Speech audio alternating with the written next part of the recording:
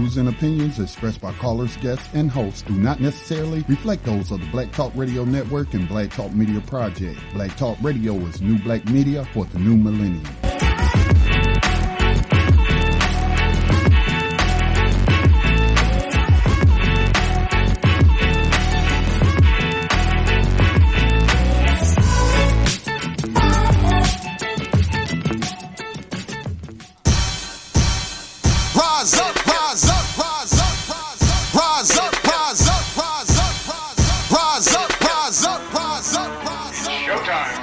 Just lift your eyes up, let your wise rise up. See the signs of the times, if it's time, rise up, rise up. When death and hell dwell among all God's people, when those we chose and trusted have become completely corrupted and inherently evil, when the feast that feeds you starves our Father's children, when snuff, porn, and pedo forms begin to get top billing, rise up.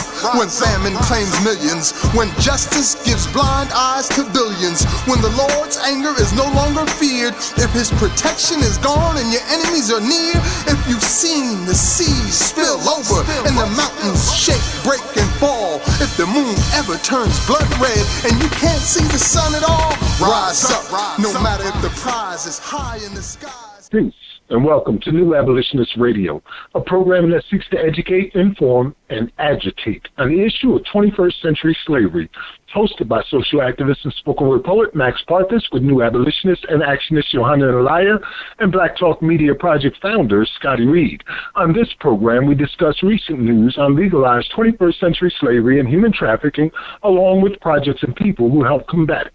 Today is October 5th, 2016. We'll be going over the history and applications of the exploited 13th Amendment in anticipation and preparation for the release of the groundbreaking and highly anticipated films 13th and Birth of a Nation this Friday.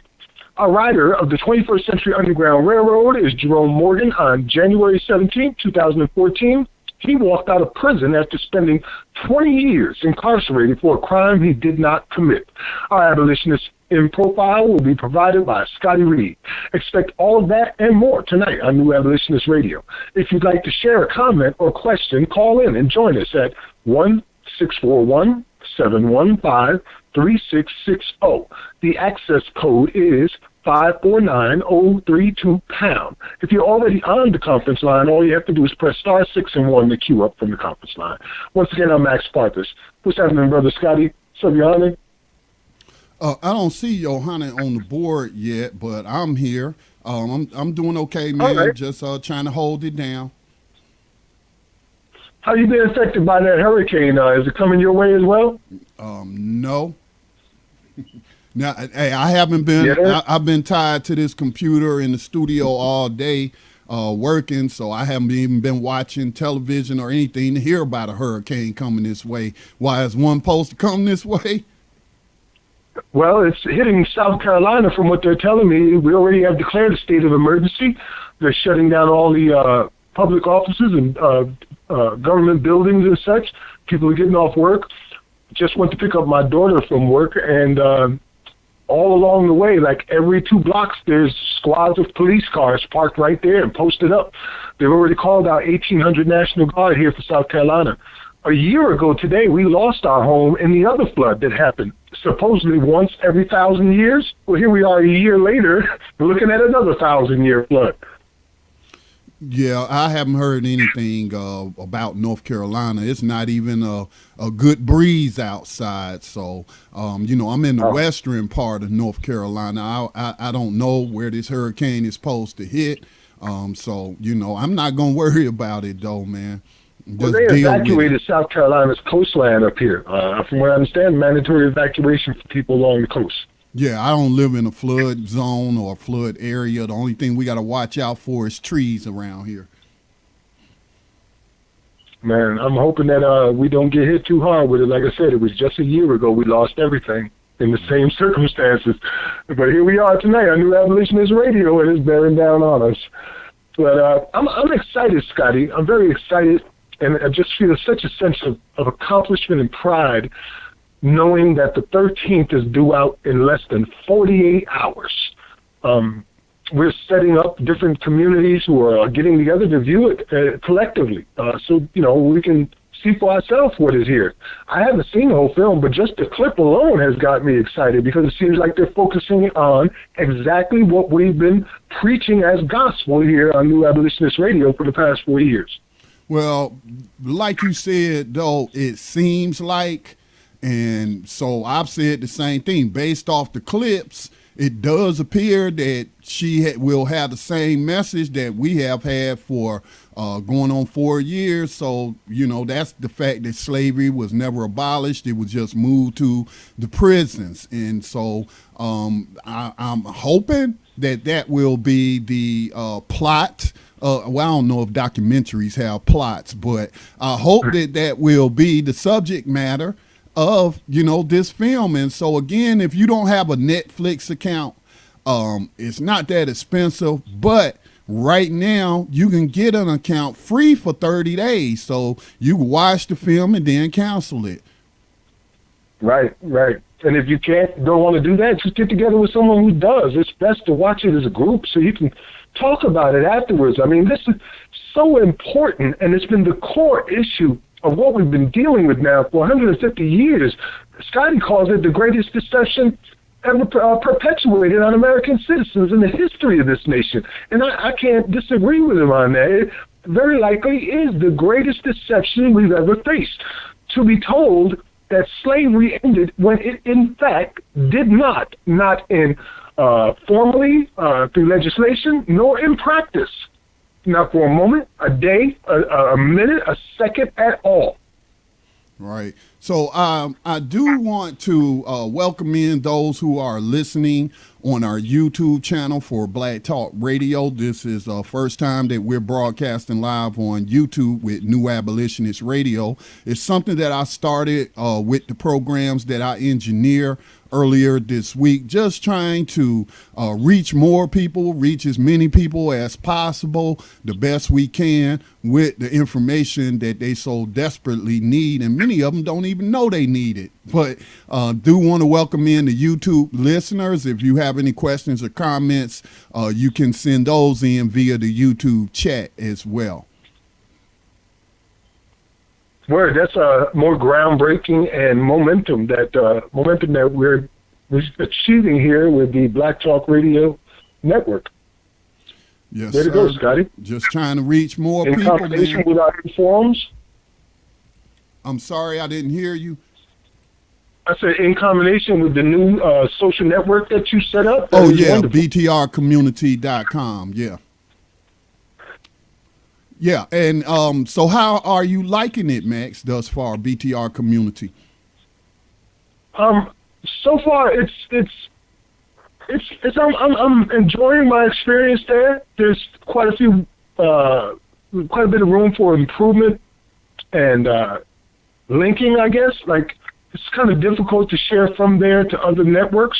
You have to copy and paste, and if you're not a member, that's kind of on purpose. Yeah, that's kind of on purpose. You can share the videos; those have the share tools, but that's kind of on purpose because in order for me to do that, I would have to open up a back door to our platform for Facebook, and I'm not going to do that.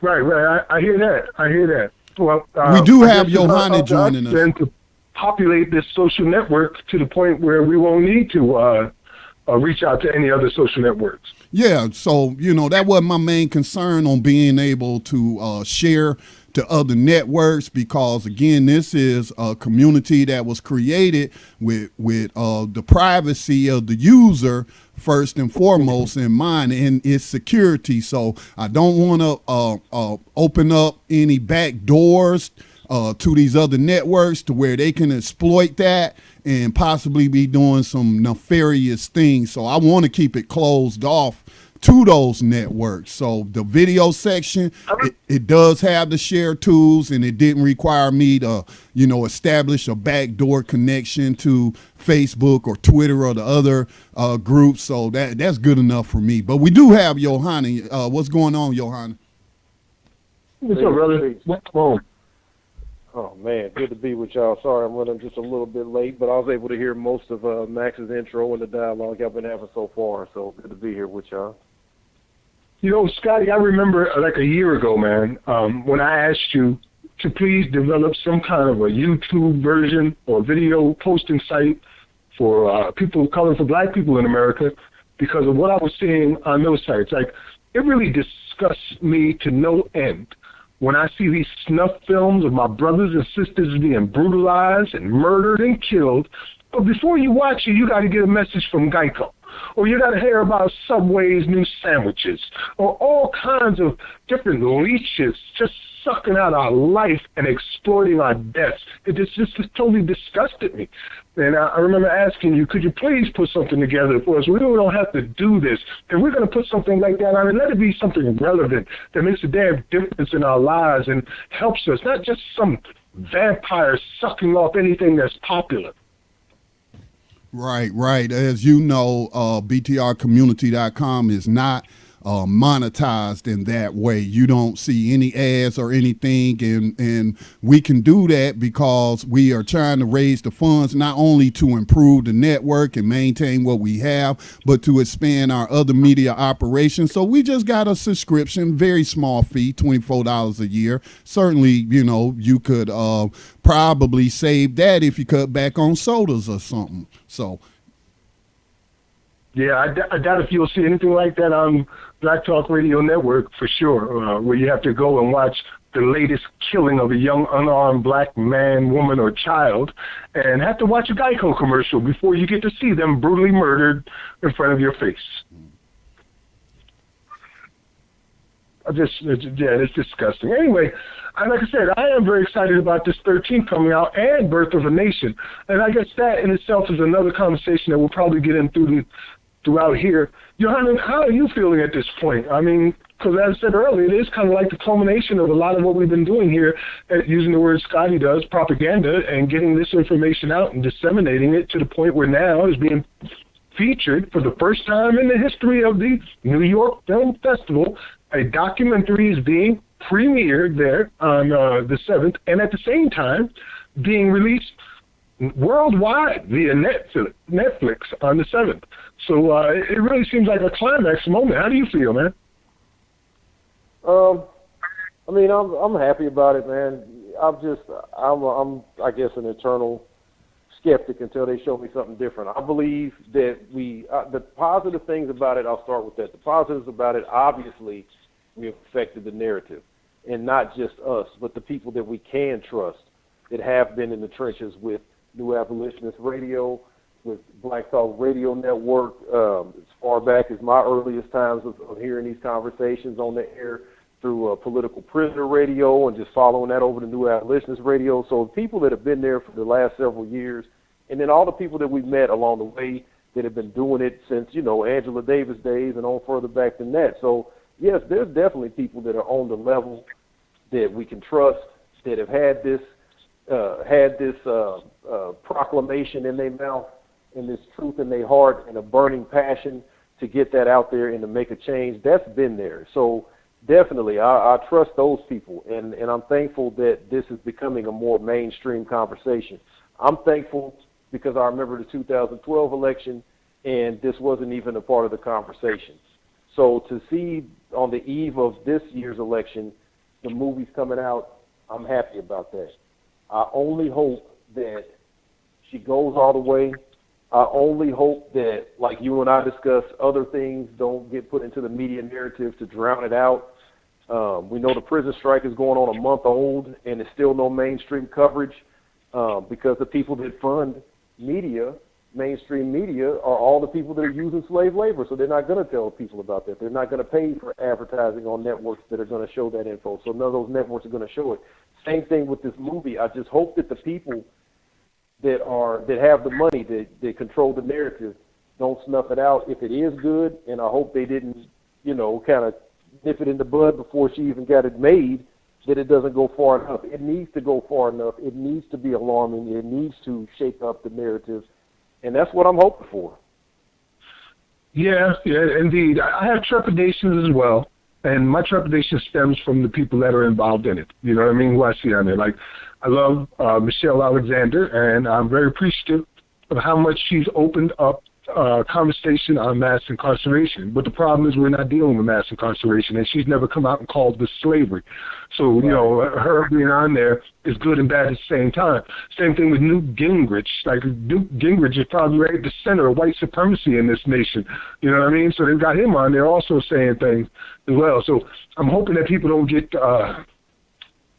pushed in the wrong direction of understanding. Right. And start, you know, we're back to Jim Crow, and this right here is just a mistake done over time, and we can reform it. I know this is slavery. It's a crime against humanity. It's been going on now. Well, if you count all of slavery, it's been going on for like 500 years, but this deception has been going on now for 150 years, and it's reached its climax as of the last 45 years with the introduction of private prisons and with Richard Nixon's war on drugs.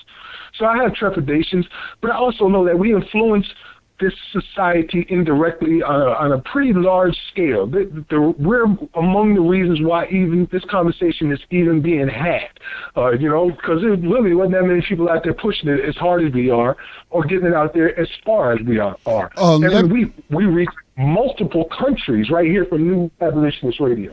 Yeah, on that influence. But first, let me just read this from the New York Film Festival director, where the film had already debuted. It actually is running from September the 30th through October the 16th at the New York Film Festival. The tickets had went on sale on the 11th, but this is what the director had to say after watching this film. While I was watching the 13th, his name is Kent Jones. While I was watching the 13th, the distinction between documentary and fiction gave way. And I felt like I was experiencing something so rare, direct contact between the artist and right now, this very moment. In fact, Ava is actually trying to redefine the terms on which we discuss where we're at, how we got here, and where we're going. The 13th is a great film. It's also an act of true patriotism. So I just want to apply those words to the abolitionists out there. Okay, not that I need awards, not that I need somebody pat me on the back to do the work that I do, but I've been at this a long time. Others have been out there longer than me at this, like Max, and Johanna's been with us for quite some time. And I want to say we are the ones who have redefined this conversation. You point me to another media source that has been talking about the 13th Amendment consistently and not calling it mass incarceration, but calling it slavery. What it is, according to the 13th Amendment of the U.S. Constitution, the highest law of the land, they say. It ain't the new Jim Crow. It's the same old Crow. You know what I'm saying? So this is just a continuation of slavery and terrorism. And so, but I'm just going to apply his words to all you abolitionists out there who have been putting in work. You are true patriots. And a listener has sent me an email. I think this is the first time I'm mentioning it on air, but we have talked about it on air before. But a listener, it was last week, sent me an email, and they sent me a screenshot of Colorado's Amendment T. That's what it's called, Amendment T. But it's a ballot initiative that will remove the slavery exception clause from the Colorado Constitution. So I don't believe in coincidences. We've been at this for 4 years now. We have been putting information out to people, reaching out to people, calling people out, putting up petitions to the CEO of USA Inc. and asking him in Congress to remove the 13th Amendment exception whenever they had their little propaganda ceremonies celebrating the 150th anniversary of the 13th Amendment. And we were covering that, and we were pointing out, if the 13th Amendment, they so proud of it, then why at this ceremony do they not have a copy of it for people to read it for themselves? Because if they read for themselves and they have good English comprehension, they'll be like, hold up, wait a minute. Except for punishment for crime, how can you abolish something and then have an exception to it? So shout out to the abolitionists out there that's been putting in work. And as Johanna mentioned, we're talking Angela Davis. We're talking other people in the Black Panther Party who have been talking about it for decades. We're also talking about Lee Wood, who in 1971, I believe, either 71 or 72, published the book Prison Slavery, talking about the 13th Amendment and everything. So, you know, this, and Max, you said something earlier about this. I hope this isn't the climax, Max. I hope that a documentary coming out ain't the climax of this movement, because I'm a climax. Oh, one. Okay, got you. Because the climax would be when we finally abolish slavery once and for all. Well, for me, that it's always been the goal, to free people, to free those innocent people who are being tortured, murdered, killed, abused, and exploited right now. That should be a priority of all of us. You know what I mean? However we get to that thing. But as far as on a propaganda level, to get this information out there at this level is a very big thing. You know what I mean? It's a watershed moment because now you can't have an excuse like you can't find it. It's worldwide. It's available for everybody to see. It's getting all kinds of accolades. If you're not watching it, it's because you're choosing not to watch it. So we have done our job to that point. You know what I mean? We've gotten that out there, and we're going to have to keep pushing it. I already know that. It's not going to be the end-all, be-all, but this is a huge tool for us now to be able to further show that we've been the ones all along making sense here. And, you know, you mentioned Angela Davis, and I've given her credit, too, just like Ava DuVernay has given her credit as well for inspiring this film. And I've given her credit for making me an abolitionist when she put the call out that we needed a 21st century abolitionist movement. But at the same time, recently I'm hearing from her where she's saying that anybody that doesn't vote for Hillary Clinton or the Democratic Party are narcissists. She's basically calling us all selfish for not voting for the Clintons. It really broke my heart, man. I didn't know what to expect. I mean, the mother of the modern abolitionist movement endorsing the mother of mass incarceration. And it just blew my mind. I really want to hear more about how she came to this conclusion that it's our fault and we're narcissists if we don't vote for the same person that killed millions of our family members, incarcerated tens of millions of our men, women, and children, and decimated entire communities. And because she's the face of the Democratic Party, that we're selfish not to just endorse her? I don't understand that. Try decimated whole countries. Right. And, you know, we've taken this farther than Angela Davis took it, more directly to slavery. That was been our mission. We've connected the dots that this is slavery. It's not worthy of prison abolition. It's worthy of slavery abolition. You can't stand there and say to the world that slavery was never abolished and then ask for prison abolition. You're kind of skipping a part right there. Right. Well, I forgot to give out the telephone number in case we have anybody that wants to ask a question, make a comment. You can call us at 641-715-3660. The participant code is 549-032#. Just hit *6 and 1. And we'll bring you on air. We still got about 6 minutes before we take our break at the bottom of or halfway through the first hour. Guys, y'all want to get started with the program and get into some of these stories? I thought we had already done that. I thought we had already done that. I meant some of the intelligence reports from the field. Well, indeed. I do want to let people know also, since we've started New Abolitionist Radio here, we've got a lot of people to start running on abolitionist platforms in politics, you know, congressmen and senators and things like that. They've been on this program, even down to city council, you know, to start looking at things in more of an abolitionist perspective. And we've got another potential congressman doing that right now by the name of Frank Shaw Francois. And he published the the clip of the 13th, which I'd like for our audience to hear here today. And he said, time to abolish the 13th Amendment, repeal it or totally modify it, end all prisons for profit, put an end to private jails and prisons. As a congressman, this is another thing I will work to end. To hell with the Clintons. Vote for Jill Stein. Please do your own research and share this information. Signed, Frank Shah Francois. So that's pretty cool to hear more people running on an abolitionist platform. I'm not too keen on other things when you say these are other things, like this should be the thing. Nothing else is bigger than this. But I understand that they have constituents with issues that they have to deal with in addition to that. Anyway, like I said, we're 3 minutes out.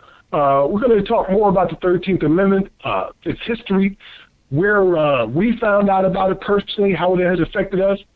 How far back does the 13th Amendment go? Where did it first appear, and how was it used? All that information we're going to try to provide to you tonight, along with other stories that we have to share. So unless you want to say something, or Johannan, we'll take our first break, and when we come back, if you want to call in, press star 6 and 1 to queue up. We'll take your calls, and we'll talk about this thing. I'm all good. We'll take a break. That's cool. All right. Okay. Say here.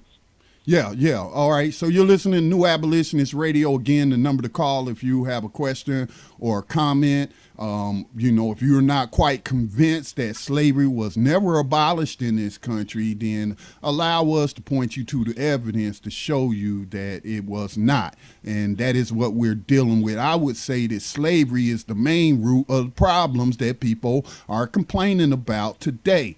It's not police brutality. These are slave catchers who are doing their job. And when has slavery ever been, nice or pleasant or anything? You have to be brutal to enforce slavery. So that's what we see going on. Got to intimidate your potential victims and whatnot so that they'll come along willingly. So you're listening to New Abolitionist Radio. We'll be back on the other side.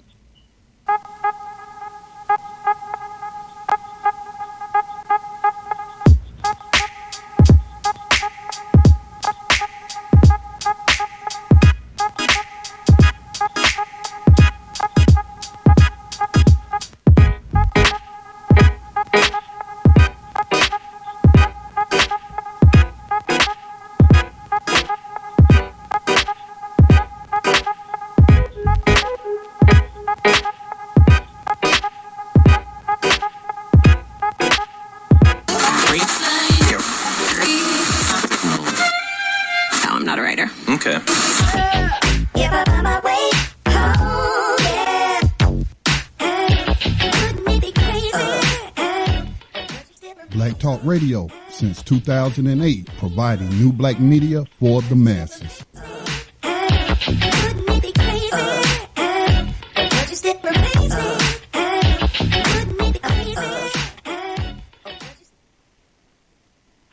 Welcome back to New Abolitionist Radio. Today we're concentrating on the 13th Amendment to the U.S. Constitution in anticipation of the new film, The 13th, coming out by Ava DuVernay, released on Netflix worldwide October 7th and premiering at New York Film Festival.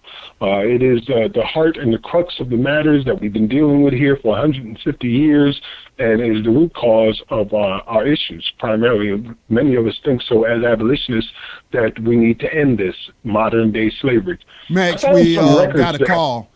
Yes. Let's take this call before we jump in, okay? Oh, okay. We got a call. Welcome to New Abolitionist Radio. Please state your name, where you're calling from, and your question or comment. Yeah. Name's Ramon, calling from Colorado, 719. Peace, brother. Calling from Colorado, where we were just talking about that exception clause. Yeah, we've been pretty popular with Scotty today. That's Scotty, what did I hear you say about a change in? Because I just started reading our Constitution. There's going to be a change in the exception clause. Most of the state constitutions simply mirror the U.S. Constitution when it talks about slavery. And so, like many other states, like North Carolina is one of the exceptions. North Carolina does not have an exception clause. It says slavery shall be abolished, period. Point blank, that's the end of the sentence. Okay, but in Colorado, they have the exception clause where you can be put into slavery as punishment for a crime whereof a party has been duly convicted, and we know what that means and what have you. So, Well, I know by yeah, there's a ballot initiative. So, yeah. It's going to be on the ballot in Colorado this coming November, a ballot initiative to remove the exception clause from the Colorado Constitution. Right. Okay, that's what I was trying to catch that you were saying. Thanks. And that's what we were trying to do. Well, me and my wife just talked about that.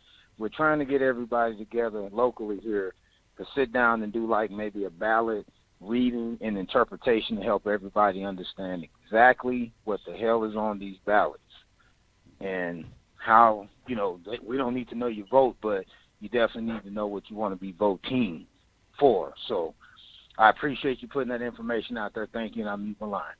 All right, thank you. Thank you. Right on. Thanks for the call, brother. Well, I have it pulled up here. Wins like that, man. We just need a couple of wins, a couple of states to be able to pass legislation to change that amendment, take it out. That's really the beginning guys, is what we need. Hey, guys, give me a second so I can organize myself on the board. I'm going to clear the caller's queue. Q&A queue is cleared. And that should have left Johannan and Max unmuted. Okay, yeah, y'all unmuted. Go ahead. All right, can you hear me? Yes. You can hear me too. All right. Yes. Okay. Okay. I was just saying. I was just gonna say I got the Amendment T information pulled up in front of me. Like you said, it's on the ballot for the November 8th election. So. Hey, can you put that on New Abolitionist Radio too, so others can see it? I could put it in the BTR community because my abolitionist revolutionary post. Okay, that's right. All right. Got me banned from the Facebook for 30 days. So I'll put it on the BTR community page, and then y'all can put it over to New Abolitionist Radio. But it's saying that, like what we already been discussing, remove the language. It just says, clearly, Amendment T proposes amending the Colorado Constitution to remove language that currently allows slavery and involuntary servitude to be used as punishment for the conviction of a crime. It goes on to define slavery as defined by Black's Law Dictionary is a situation in which one person has absolute power over the life, fortune, and liberty of another person. The U.S. Supreme Court has defined involuntary servitude as a condition of servitude in which one person is forced to work for another person by the use of threat of physical restraint or physical injury, or by the use of threat or coercion through law or the legal process. And it talks about how Colorado's Constitution, as well as the U.S. Constitution, allows for this. Under Article 2, Section 26 of the Colorado Constitution, slavery and involuntary servitude are prohibited except as punishment for the conviction of a crime. Amendment T will remove this exception. They go on to mention offender work requirements in the justice system as far as prison work requirements and community service, saying that, and then defining what those are. It also talks about probation, where courts will require that offenders sentenced to probation maintain suitable employment and pursue employment-related education or vocational training. So it's saying that the argument for this amendment is that in the Constitution allows for slavery and involuntary servitude. It says removing the language reflects fundamental values of freedom and equality and makes an important symbolic statement. There are 25 other states that do not have any language related to slavery and involuntary servitude in their constitution, and both prison and work community service programs are available to operate within those states. Now, I was right here with y'all when we did the state constitution series for an entire year. I'm not familiar with 25 states having no language related to slavery and involuntary servitude. From what I understood, we only found like 2 states that didn't have language.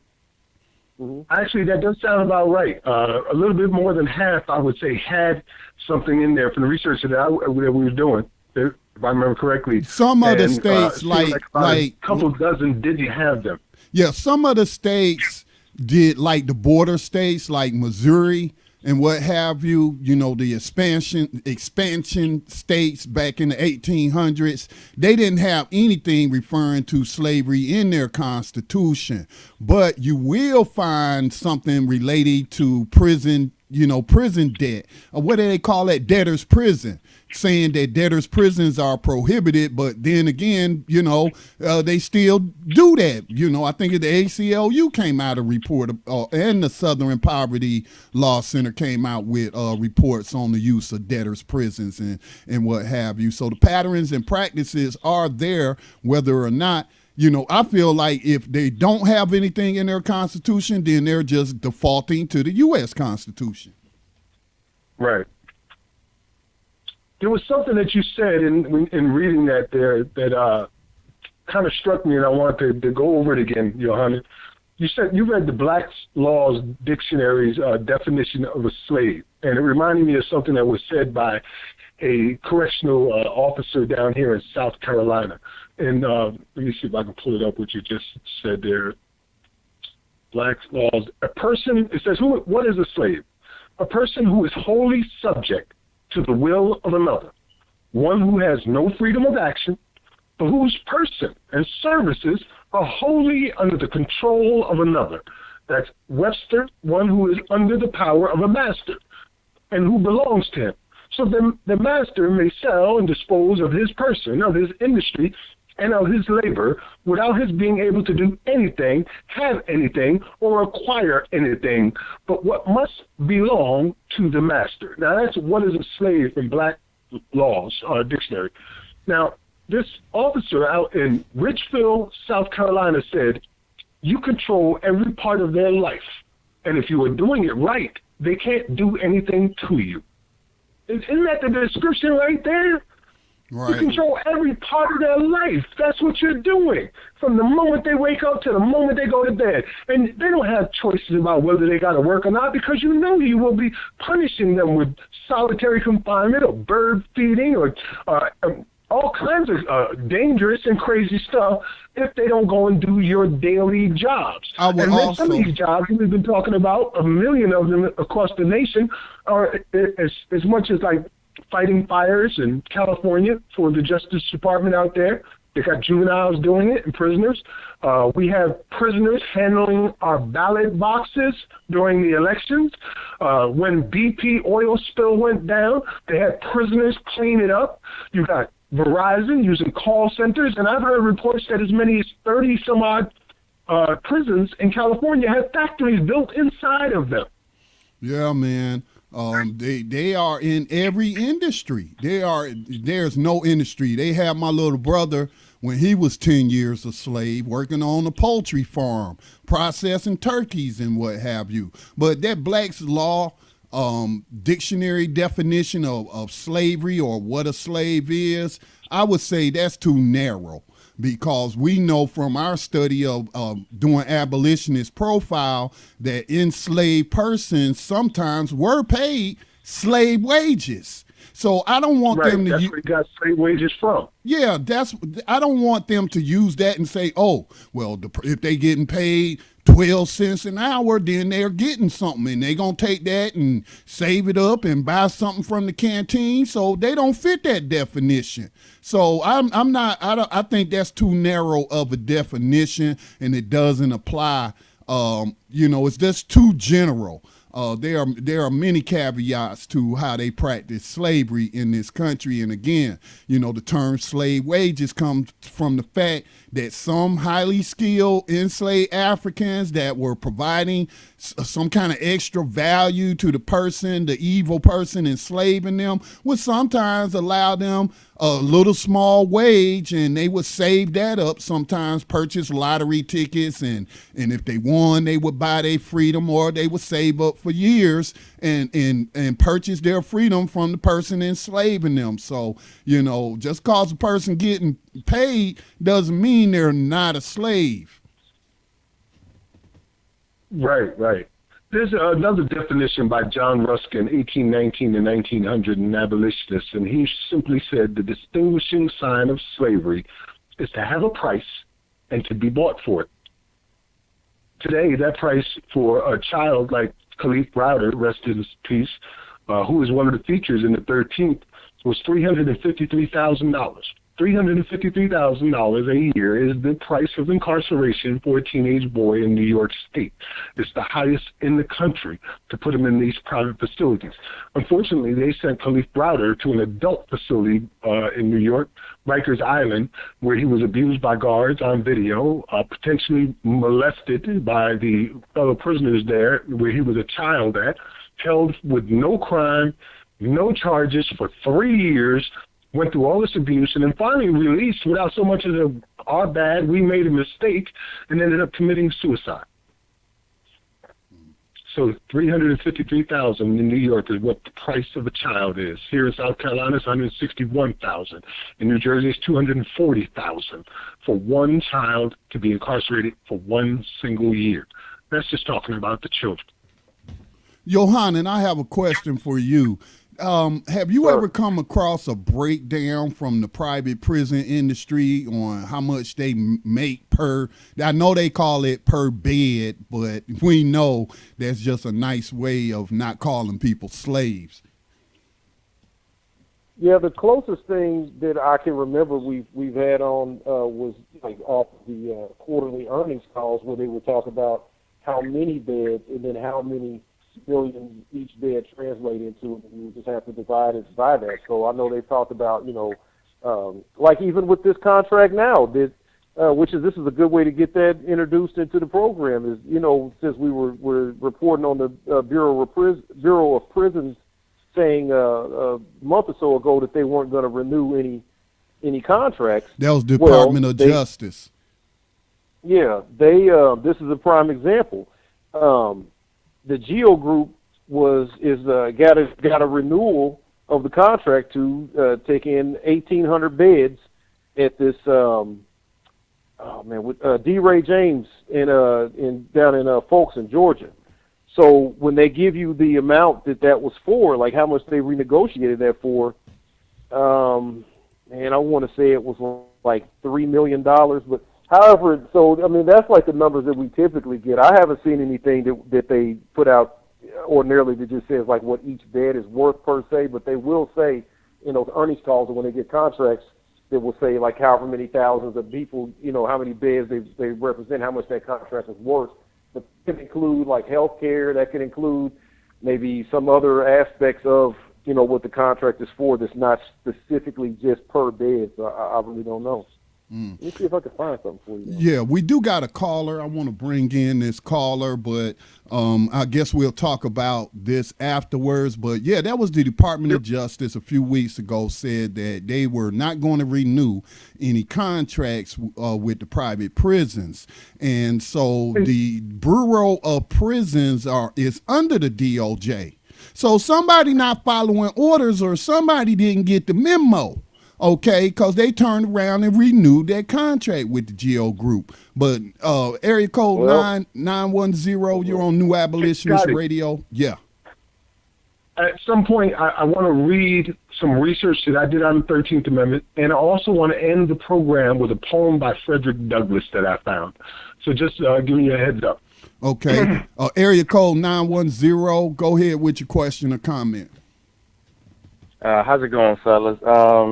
First of all, I want to make a comment about the show, especially towards you, Mr. Reed. I stumbled across you guys' radio station by listening to the TuneIn app about 4 months ago. And I listen to you guys every day while I'm at work. And you guys are like a treasure trove of information, and I learned so much. Like, I used to listen to music while I was working every day. And since I've stumbled across listening to you guys, man, my playlist gets no play. I just listen and learn, and it's just so informative. And I've been looking for something like this for so long. And because I used to listen to a lot of NPR and a lot of talk radio, and I was so disgusted by the lack of I guess news about us on these different platforms. And ever since I've been listening to you guys, it seems like you guys have been waking me up. I can't speak for everybody else, but I know me and my wife, we enjoy the topics, the conversation, and how you guys just keep it 100% real, that slavery never was abolished. It's just everything in the word. And my question is, well, I guess it's not really a question. It's just that when I try to tell some of my friends and coworkers the information that I learned on you guys' platform, they look at me like I am telling them the absolute lie, like I'm blowing smoke in their face, and it breaks my heart that it just reminds me of like they're in the Matrix. Why did you take the wrong pill? I'm trying to wake you up and let you know it's time to basically come together. Let's get these resources. We got to become hoarders and get everything that we're going to need for the future, because it's about to get really, really rougher than what we seeing now. And I just want to thank you guys for everything, all the topics, all the radio shows that's on this platform. I just want to say thank you. And that was my main reason of calling. Brother Johanna, Mr. Reed, Max, please keep doing this. I'm going to become a member of the BTR community because, like I say, I listen to you guys every day, all day. I have to charge my phone to get back to it. I've even listened to shows that I listened to before just so I know, because I may have missed something. I drive a noisy forklift all day, and it's unbelievable when I talk to these guys and they just look at me like I'm not telling them the truth. What is there anything that I could tell them? In terms of, I wrote something earlier today, and I'll read it to you. It's real short. Maybe you can tell them something like that as well. It's really understanding where you're at. According to records, Harry Tubman said, "I freed 1,000 slaves. I could have freed 1,000 more if I could have just convinced them that they were still slaves." They were slaves. Now think about that. Right, right. I think Max must have dropped. Max must have dropped. Another thing I would recommend is just printing out the 13th Amendment and circle or put in parentheses the exception clause that says except for punishment for crime, and let them read it and ask them what do you think this says, and then wait for their answer. I got that on my phone. It's on my phone with the technology that we have, and I'm telling you, it's just, I live here in Fayetteville, North Carolina, and it's. Hey, sorry about that. Yeah, me too. I'm originally from. Go ahead. Well, let me finish reading to you, and so you could get your answer to the question that you asked, and then we'll continue on with it. But I just want to read it to you.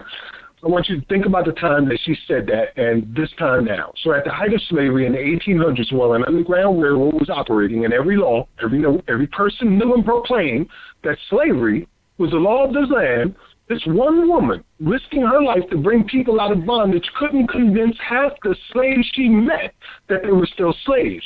So I have no illusions what kind of brainwashing, delusional society I'm dealing with. It took 500 years to get us where we're at right now in the way of thinking. We're not going to change that overnight. You're right. Well, like I said, I just wanted to call and say thanks. I'm Brother Vince calling from Fayetteville, and you guys have a great night. All right, thank you, Brother Vince. Thank you, brother. Yeah. Q&A queue is cleared. Sound like he out there doing abolitionist work, man, But I also, let me just use a quick Bible parable, and it's the parable about the seeds, and that when you plant seeds, sometimes it will, fall on thorny ground. Sometimes it might fall on good soil and spring up and bear fruit. So all you can do is plant the seed, and maybe somebody else will come along and give them some more information, and that'll represent the water. And then maybe one day they'll put it all together, and that'll represent, the harvest. And so, just keep sharing the information. Don't get discouraged, man. Really, don't get discouraged. I wouldn't try to beat anybody over the head with the information, but plant that seed and then move on to the next soil that may be more fertile. For me, one of the most important tools that I've ever been a part of is the creation of the recreation of Frederick Douglass's speech, I denounce this so-called emancipation as a stupendous fraud. We did a video collection that's 9 parts long during a historic period in time, and we broke down and recited his words and then showed in contemporary videos exactly what he was talking about. That is a teaching tool of a very high caliber that we were involved in. So if you really want people to learn more, try to get them to watch that. It's called I Denounce This So-Called Emancipation as a Stupendous Fraud, and it's available on YouTube and at thenewwordorder.com, thenewwordorder.com. Oh, yeah, and don't forget to tell them about the documentary film that's going to be on Netflix on October the 7th, I think at 8 o'clock p.m. Eastern time. But it's a big deal on Netflix, and so they have a 30-day free trial. So even if they don't want to, end up paying for it, I would get a free subscription just to watch that film and invite other people over. I plan on having a watch party here at the house. Yeah, and I'm planning on doing the same thing, having a watch party at the house. As a matter of fact, I spoke to Johanna earlier today and was saying you and I and him should get together afterwards and have a discussion. I mean, while it's still fresh in our minds, and then just have a conference call and talk about what we just saw. Well, I actually had thought about scheduling a radio program, like a after party for the show. I mean, for the film. Well, let's do that. Okay. Let's do that. Bring others in and let's talk about I what we have just to, saw. So we'll have our community meeting right here on our community. Okay, so Friday night. Okay, yeah, we're good because Friday night is clear. Friday night's clear, yeah. That's going to be awesome. If you're listening right now and you want to be a part of that conversation after viewing with us, make sure you keep in touch with Scotty, follow his page so he can let you know when and where that will be available. Yeah, it'll be published to blacktalkradionetwork.com like the other programs. Word. Well, hey, let me speak this in. Can y'all hear me? Yeah, let me throw this in there right quick, Scotty. To your question, when the brother called in, I did remember we had talked about the cost with Geo as far as the family detentions. I don't know if y'all remember when we got that deep into it a couple of years ago. I did find some notes that we had from the program previously. $112.50 per detainee per day. This is through their ICE contracts, Immigration and Customs Enforcement contracts. The standard is $112.50 per day per detainee. And then there's other contracts like in Texas where they got state daycare licenses for these detention centers so they could hold entire families down to the little babies. So in Texas, family detention ranges from $266 to $298 per bed per day. So you're looking at a range from around 100 to up to about 300 a day, just depending on if it's a single individual or family through their ICE contracts. CCA with private prisons state to state varies as well, kind of in that same range, about 125 a day. So, I mean, this is the numbers, man. Thank you. Word. Max, you might want to get into the research you did on the 13th. Okay, yeah. This is something I published a year ago, on the 14th of February, 2015, as a matter of fact, where I broke down what I had learned about the 13th Amendment. And it starts like this because this is just how I write as a spoken word artist. As I said before, I'm nobody from nowhere. I don't possess the credentials to tell anyone anything. I'm just a guy like you who wanted to know and found answers followed by a solution. Answers I'm willing to share. With research, I could probably trace every president's involvement with tweaking the prison slavery system all the way back to Lincoln's 13th Amendment. Instead, I like to focus on 4 of them, Lincoln, all recent, plus Lincoln, all recent. It helps put things into a clearer perspective. It's real simple to understand, and you won't find reasoning like this in your history books. For now, all you need is eyes to see and ears to hear. From here on in, critical thinking is required. The title is How Legalized Slavery Exists in America, Part 1 of 4, Lincoln's Betrayal. Lincoln was a professed white supremacist who intentionally betrayed everyone with the 13th Amendment exception clause, which allowed prisoners to be slaves. As a lawyer looking for a loophole in a bad situation, facing growing unrest due to human rights violations and fearing slave rebellions, he used an example set by Alabama and Ohio, both of which had convict leasing systems in place as far back as 1840 and 1846.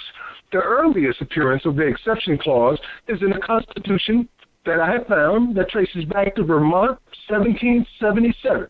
It is said that they were the first to abolish slavery, but that's not what they really did. Although it was a great example of how to recreate slavery, and to this day, Vermont's constitutional allowances for slavery are the most ridiculous of all 50 states, allowing enslavement for debts and a vague offense called the like. Let's read it, shall we? Constitution of the State of Vermont. Chapter 1, a declaration of the rights of the inhabitants of the state of Vermont. Article 1st, all persons born free, their natural rights, slavery prohibited.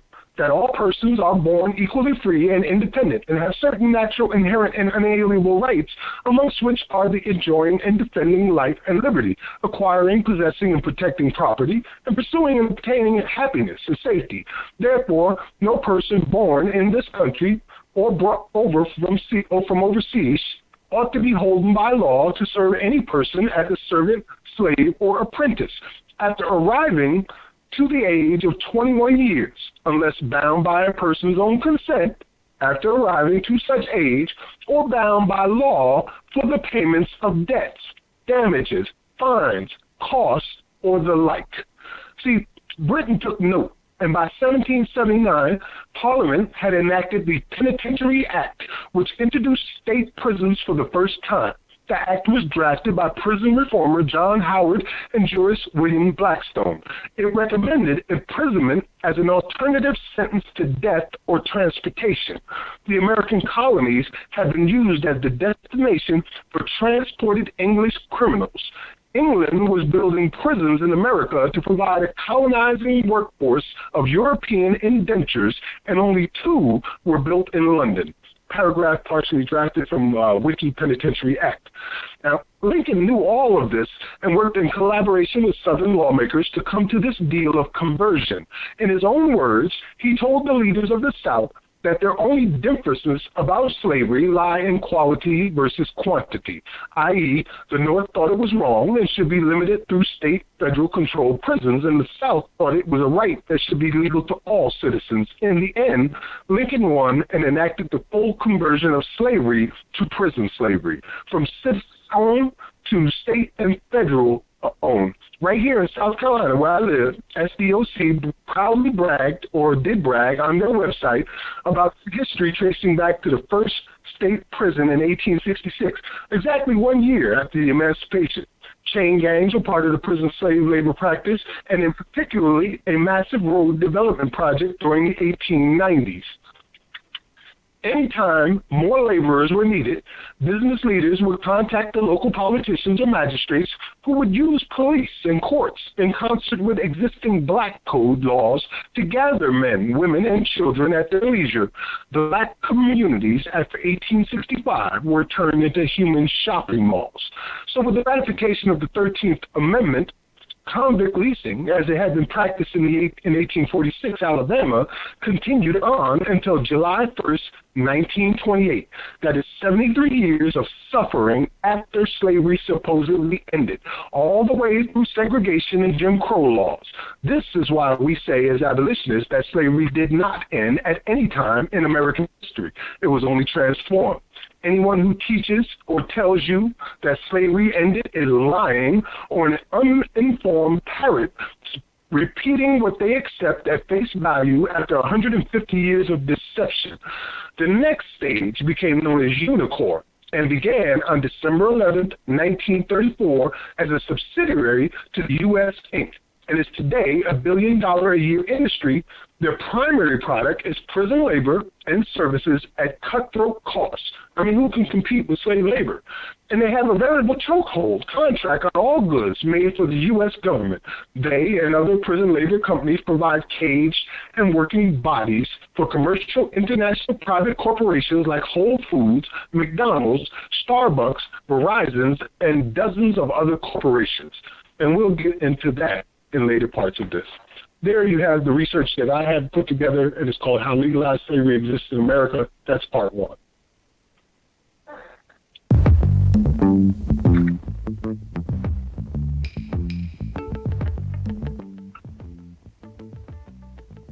Max, you want to take us to the break? Oh, I was just letting the music take us out. You're listening to New Abolitionist Radio with Max Parker, Scotty Reed, and Johanna Elia. We're talking about modern-day slavery and human trafficking. We'll be right back after these messages.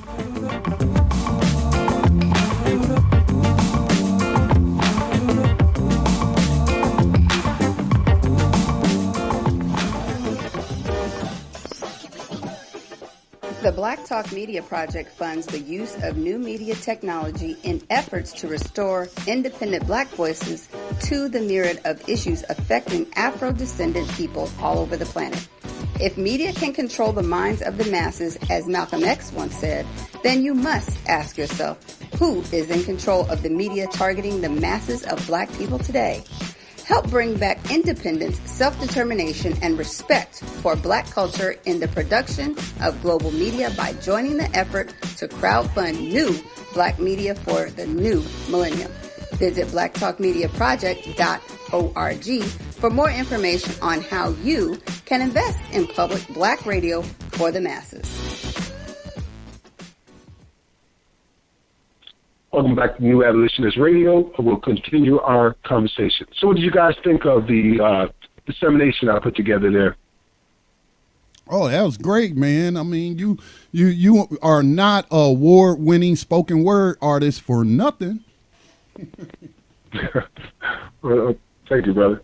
I tried to break it down as simple as possible, and as my history as a poet has taught me to really condense information and to just give you what you need, really enough to make you understand what is going on. So I gave the facts as I knew them, and what we researched going back all the way to 1700s, and you know what, though, Vermont is doing right now today. If I ever make a trip to Washington, D.C., I've only been through there once, but if I ever make a trip to Washington, D.C., I'm making sure I bring a carton of eggs so that I can egg. Y'all might see me getting arrested on TV or something, man, me egging Abraham Lincoln. You know what I'm saying? Because, I mean, the total deception surrounding him is just mind-boggling. I mean, we've uncovered the letters that he sent before the Civil War to Representative Stevenson down there in Georgia, his good buddy when he was in the Congress. And he said, he told him in a personal letter, please tell all them other crackers down there in the South, I do not intend to interfere with your property or interfere with the institution of slavery. But they didn't believe him. And so they went on ahead and seceded from the Union. And then at the conclusion of it, too many white boys was dying for these Africans. So they was like, look, we got to end this war. So look, we're going to go back to what I tried to tell y'all from the beginning, okay? That we just going to move it to the prisons. You still get to utilize the slaves. You just got to contract with the prisons and jails to get at them now. So, I mean, the deception surrounding that man is just mind-boggling to me, considering we got all these so-called historians and academics. Why are they going along with this? You know, why are they going along? Because they're afraid to speak truth and then lose their little tenured positions or something. I just don't understand how so many academics can just bury their hands in the sand in regards to the legacy of Abraham Lincoln. Well, I don't really understand either, Scotty, but I do know this, that something this big, this groundbreaking, it just changes society as we know it. It changes our understanding of who we are and what we've been dealing with for over 150 years completely. And something that big is always met with a lot of resistance first. People believe that the world was, a saucer for the longest time. People believe that the earth was the center of the universe for a long time.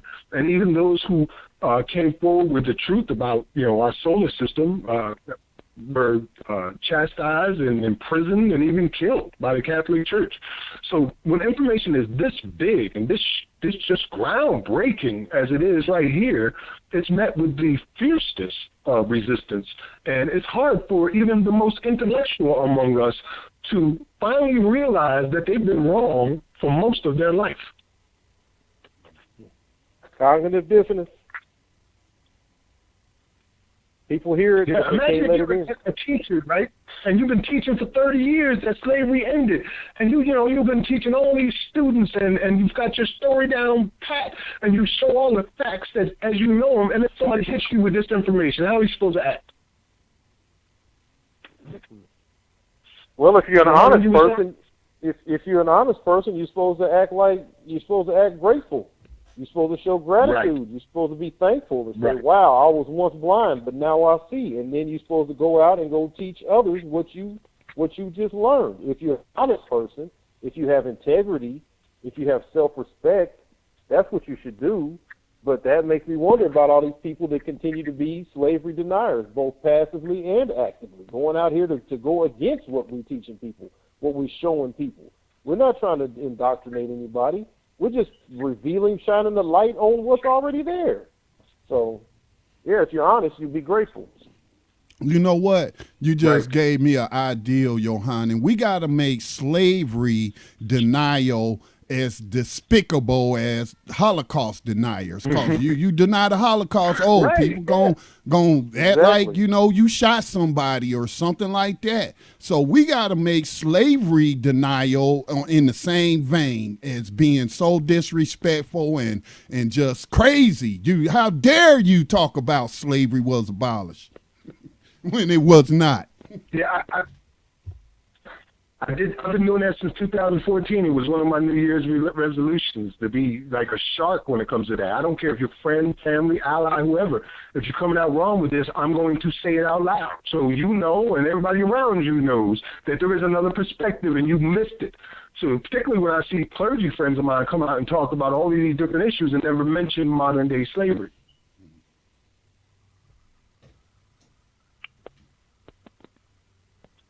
But yeah, that's good ideas.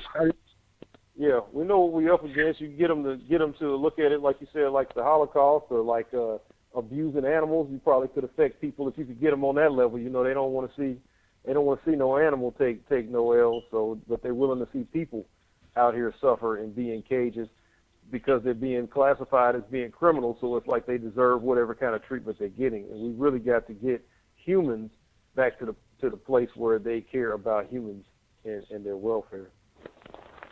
I'm not trying to get into a genocide pissing contest with anybody, but the facts are clear that no matter who it is, every other, people that have gone through issues even remotely similar, whether it be the Holocaust or Native American extinction that have been going on, none of them have been told to forget about it. None of them have been told to just move on as if nothing has occurred. None of them are continually told that this is not important to who they are. But we're told to forget about it, to act like nothing ever happened, to just accept things as they are and keep moving on. Every time we bring it up, it's thrown in our face as if we're the problem. Just like Lincoln said himself, that we were a source of misery to this country. So, yeah, we got to change that. We have to change a lot of perspectives, beginning with the idea that slavery ever ended at any point at all. And I'd like to think that we've accomplished that to a very large degree now. I would like to think that. I guess the truth is in the callers who call up and tell us that their lives have changed and that they've seen a whole new thing. And once you see this differently, everything about how you live your life tends to change. I know mine did.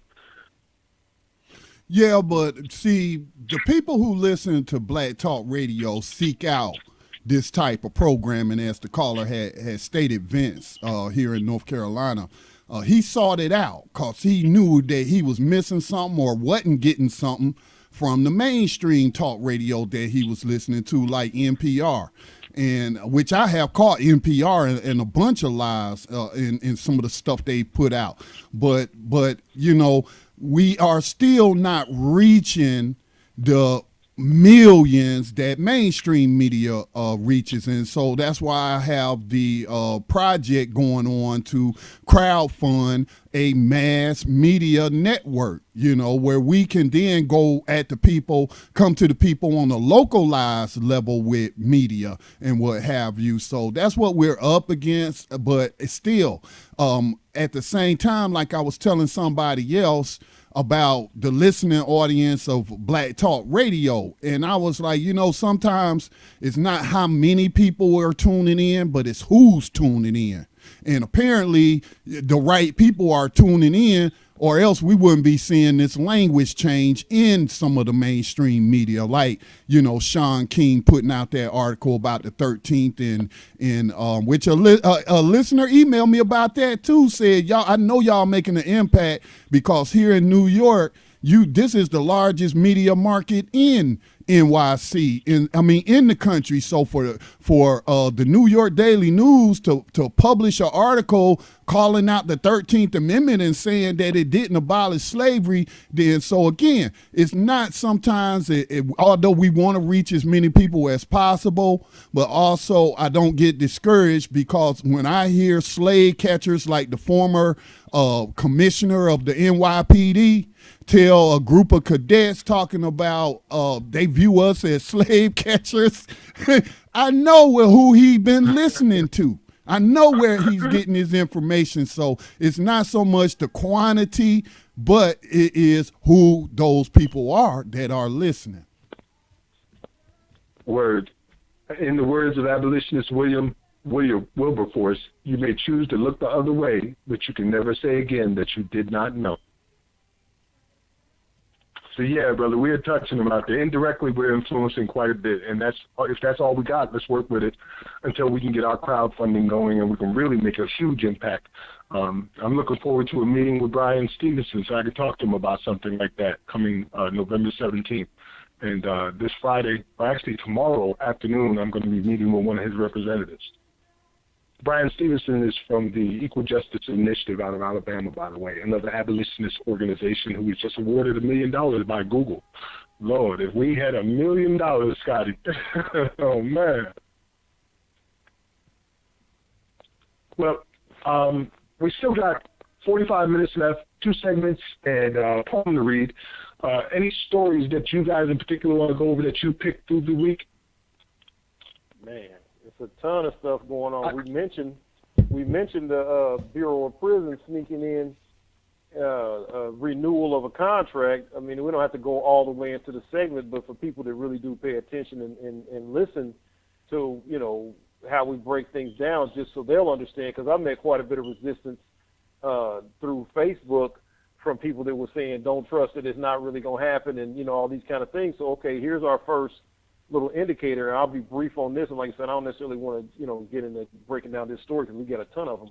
But the distinction is in the memo from the Deputy Attorney General, Sally Yates, when she put that memo out. She said, the quote is, as each contract reaches the end of its term, the Bureau should either decline to renew that contract or substantially reduce its scope in a manner consistent with law and the overall decline of the Bureau's inmate population. So what they did is GEO put up an 8% reduction in the number of beds that the government's going to pay for at that facility. So they went from 1,962 beds originally to 1,800 beds, with the extension to September 30th, 2018, as the new extension of the contract. So there you go. It is a change, and that was a landmark memo that came out, and we saw the stock shares drop. We saw the changes and the ripple effect throughout, you know, the country itself, all the way down to the states, and Department of Homeland Security and ICE also considering, you know, getting rid of the private prisons and stopping this practice. So we saw that effect come, but now we see in practice how the GEO group, as they promised their shareholders that they felt like it was a market overreaction, they felt like they were confident they were still going to be able to carry on business with the government despite what that memo said. You see what they're doing is the minutia of following the letter of the law, so to speak, and just reducing their contract. It gets renewed, but it's reduced by 162 beds. So there you go. Wow. Scotty, anything from you? No, y'all posted plenty, so the only thing I chose was an abolitionist to profile, so I'll just follow you guys' lead on these stories. I would like to note that we are now entering our 4th week of the historic prison strike. It's a national prison strike organized by IWW, Incarcerated Workers Committee. And it is a slavery rebellion in basic essence, and it's the largest in American history, affecting more than 24 states and 40 facilities, with, as I've heard reports, as many as 25 to 40,000 prisoners, including guards, participating. At one point, an entire staff of guards refused to go to work in Alabama in support of the prisoners who were striking, leaving the warden himself to go around feeding people behind cages in support of these prisoners, because they see it, they know what it is, they're there every day. They know exactly what role they're playing. This is slavery and human trafficking. In Alabama, the prisons are at 200% occupancy. 200%. And they're still working, making commercial goods sold on the open market under the most inhumane conditions imaginable. And now they're being abused because of their act of defiance, which mirrors the same acts that occurred in Attica Prison in 1971. So how is this historic? I'm sorry, was that Johanna? Oh, I'm just saying this is the 4th week now, that's all. Well, I was just to that, I just had some numbers right quick I found. Just saying it's over 700,000 American inmates working every day. That's obviously well over or nearly half the total population. They said in 2015, those 700,000 inmate workers brought in a net profit of over $472 million just to the correctional industry itself. So that doesn't even mention the numbers of how many hundreds of millions they generated for companies like McDonald's, Walmart, Victoria's Secret, and so on and so forth. Yeah, well, exactly, man. Talking about hundreds of billions of dollars in labor. Listen, this historic strike has been going on across this nation, and the CEO of USA Inc. ain't said a word about it, and I know he know about it because I've been tweeting at him about it, man. I've been tagging him in them tweets at POTUS on Twitter, and just ain't said nothing, man. And again, it's already been noted, 3 weeks in, 4 weeks in, mainstream media, CNN, you hear Don Lemon or Anderson Cooper talking about it? Nope. No, you're not going to hear them talking about it, man. So you got to ask yourself, why would they want to keep this quiet? Why would they want to keep it quiet? And then this also goes to people who talk about the right way and the wrong way to protest. Well, these protests in these prisons have been nonviolent. Either they're going on hunger strikes or they're staying in the cage and not going to work. Okay, nonviolent. And you see it's not getting any coverage from the mainstream media or any comments from the chief executive officer of USA Inc. Now, I bet you they had took a bunch of guards hostage and was holding, shanks to their throats or what have you, and saying, hey, we'll release the hostages when we can negotiate an end to prison slavery. I bet you they'll be all over it then, or if they were burning down the plantation, they would be all over it then. And talking about, look at these savages and all this and that. So that's why when people call in talking about, or I hear somebody like a Tim Tebow, all right, talk about a wrong way to protest. I mean, it ain't no wrong way to protest. And it ain't no wrong way to end slavery. Okay, if it take bloodshed, then it take bloodshed. I got blood to give. Okay, so, ain't no right way or wrong way to oppose what they doing. Okay, so I just want to get that out there because, a lot of people, they want to be in this respectability politics, but then, then everything you do, they find something wrong with it. So shout out to the prisoners across this land who are protesting against modern day slavery. Word, shout out to these brothers risking their lives for freedom, because behind prison walls, they'll do anything and can do anything to you and get away with it. Literally get away with murder, as George Malincroft's book shows us in the case out in Florida, How to Get Away with Murder. Well, we're 20 minutes into our 9 o'clock hour, and we still got our 2 segments, and I guess about 20 minutes besides that to spend. There is some stuff that I want to go over in addition to one. The first one I just pointed out was our prison slave labor strike that is going on right now. If your media, local media, isn't playing it, isn't talking about it, maybe you should send them some links. If you know any people in the media, send them some links and see what happens. Maybe the local media will participate, whereas the national media is completely ignoring this historic event. And I know why they're ignoring it, just as well as you just pointed out, Scotty. They employ prison slave labor. It would be very difficult for them to start talking about these things when their employers are doing it specifically. It's very much like the CEO of AT&T telling us about how important black lives are to him, while that very company is using prison slave labor for pennies on the dollar in prisons. So that's talking about 2 sides of your face right there.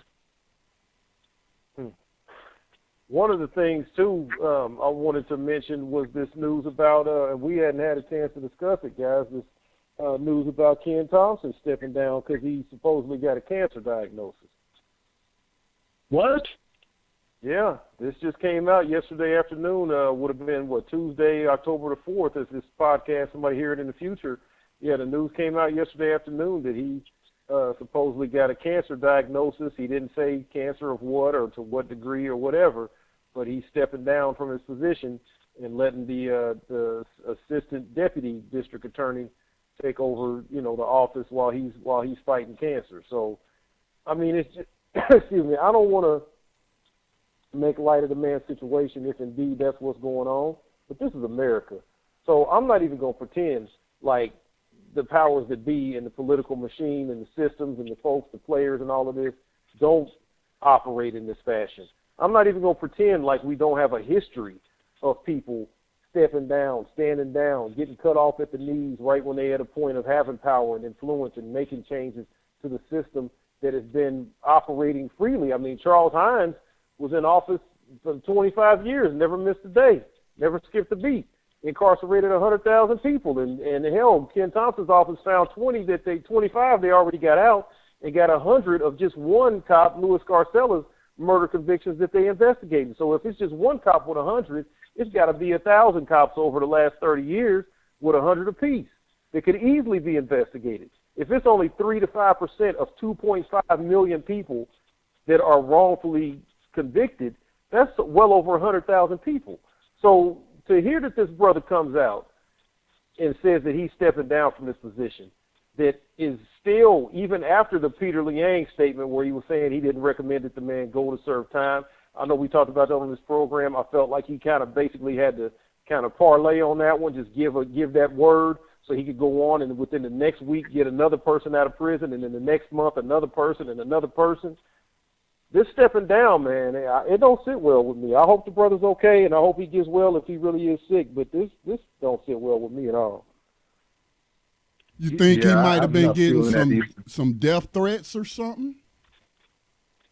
Man, it ain't no way to tell. I know that Scott Stringer is the New York financial comptroller, and I know he made a statement regarding these exonerations, and I know he said that there's just ain't enough money to pay these people when they're getting out. And I know that these people, when they've been getting released, have seen a sliding scale from the earlier exonerees around the country were getting, in the tens of millions of dollars. And then it became single-digit millions of dollars. And then it's starting to get to the point where in certain states now, they breaking down the exoneration. Like here, state of Missouri, like they got a number they put on it of, it's something like a cap of like $40,000 or $50,000 a year. So you're going from when it was a novelty and they didn't really think that it was going to be exposed, and the numbers of people exonerated was still in the hundreds. It was a bigger number. But in the last years, we've seen so many more hundreds of people coming out. It's nearly 2,000 people have been exonerated, and the number is only going to grow because the Conviction Integrity Unit trend. I mean, we're affecting the narrative to the point it's a damn television show coming on now called Conviction Integrity Unit. I mean, it's like that. So I wouldn't be surprised if the man wasn't given a directive. Look, you can step down, or you can stay, and, you know, we can handle it the other way. So I don't know. I don't want to sound like a crazy conspiracy theorist, but I've seen the evil these people do. We've all seen it. We all report on it week in, week out. We've seen people just go through hell just for raising their hand and saying, hey, I don't think this is right, let alone go out here and get over 20 people freed, and you still got over 100 of just one detective's cases to look into. Yeah, like George Malencrot when he exposed the murder of Darrell Rainey. Yep. Going through hell. Going through hell. In a prison set. And I think George numbers. Hey, and I think George is now having a number that I don't agree with. I'm sorry. You said it's like 100,000. I don't know. Well, if you look at people that's in jail or prison for nonviolent, victimless crimes, that would be the majority of the population. So I would say that they're unjustly incarcerated or enslaved and what have you. But I had a question about Malencrot. He's even having trouble finding jobs now, right? Yeah, he's struggling, man, all the way around. Y'all purchase his book. Give out that book information, Yohanan, if you will. Okay. And that's something else. His book was put on the ban list in the prison system. Banned from prisons. You can read Mein Kampf, but you can't read George Malencrot's How to Get Away with Murder, the story of Darren Rainey. Yeah. So this when is you what mentioned I'm saying. 100,000, I was thinking of Annie Dukin, though, man. I was thinking, Annie Dukin's responsible for 40,000 at least by herself. So 100,000 can be possible. Right, and that's what I'm saying. I mean, that's just an accepted field number, just like the same way that the FBI's numbers on crime are accepted by Fox News, and they can come out and say that there's so many hundreds of blacks killed by cops, but then there's so many thousands killed by, black on black crime, and then try to snuff out that conversation. But we know that the federal guidelines have been telling local jurisdictions all over the country to report for nearly a decade, and it's less than 25% that actually reports their numbers.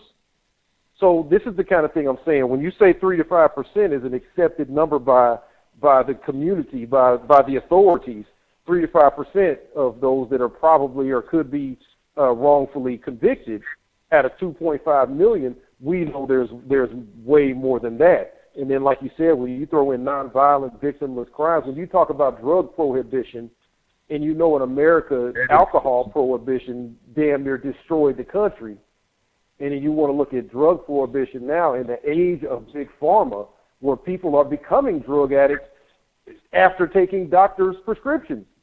But I mean, the numbers are ridiculous, man. I mean, we've had people that have gotten out of prison that have told us. I remember somebody was telling us they estimate it might be 15% of the people that are in prisons might be there for good reason, so to speak, for violent crimes against other people or, major crimes against property and this type of thing. All the rest of it, some variation of nonviolent, drug-related crimes. Right. Yeah. It's the majority are in there for nonviolent drug-related crimes. There was a recent study that came out from Prison Policy Initiative called The Whole Pie 2016, which shows you exactly why people are in prison, how many are there, and the full numbers. I'll put it on New Abolitionist Radio and also at our spot on Black Talk Radio Network, so you can view it. There is some good news that's coming out I wanted to share. Another victory for the abolitionists, and shows again that we are affecting the narrative in the halls of politics. But first, let's take this break, and when we come back, I'm going to tell you the story about the prosecutors who withhold or tamper with evidence now face felony charges. That is his story. Max, you're listening to New Abolitionist Radio. Yeah, before we go, we'll be right back at the. Before we go to the break, okay. Go ahead, Scotty. Yeah, before we go to the break, you had mentioned the Mr. Stevenson, the CEO of AT&T, and the comments he made, and that was actually the focus of my Black Talk Radio weekly commentary for Tanya Free and Friends, which comes on at 2:00 on this network on Wednesdays. So I want to play that because I want people to hear what he said. Okay, so this is what's his name again? Randall Stevenson. Yeah, Randall Stevenson is his name. And if I can just locate the commentary, I'm just about there. Let me see. AT&T. Okay, yeah. It's a title. I titled it AT&T and Modern Slavery. And then we'll, right after this, go into the break. You're listening to New Abolitionist Radio. If you have a question or comment for us, please don't wait as we're entering into the last half hour of the program. The telephone number to dial is 641-715-3660. The participant code is 549-032#. Hit *6 and 1 to comment on air. We'll be right back. Last week, AT&T CEO Randall Stevenson had some comments about the State of the Union for his employees. Sadly, racial tension is ripping apart the very fabric of our communities right now. And it's troubling to watch what's happening today in Charlotte, what's happened in Ferguson, Missouri, the killing of black men in Falcon Heights, Minnesota, Baton Rouge, Louisiana, the murder of 5 police officers in Dallas. The murder of police officers in Baton Rouge, the mass killings in Orlando. I could go on, but folks, you get the idea. We got a problem.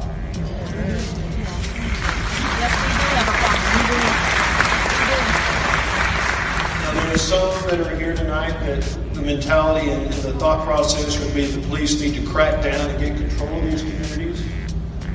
There are also some who are expressing some legitimate pent-up anger over injustice and violence and say we have to deal with that first. And there's going to be several people in between those two ends. The question I have to ask is, where are you on this? Mr. Stevenson is asking, where do you stand on the issues plaguing the nation, but he has yet to respond to a Change.org petition pointing out that AT&T has been using prison slave labor since 1993. When in a move against unionized labor, the company started using prisoners making less than $2 an hour to do call center work. On October the 7th, the documentary film The 13th will premiere on Netflix, and it is said to expose modern slavery in prisons by way of the 13th Amendment of the U.S. Constitution.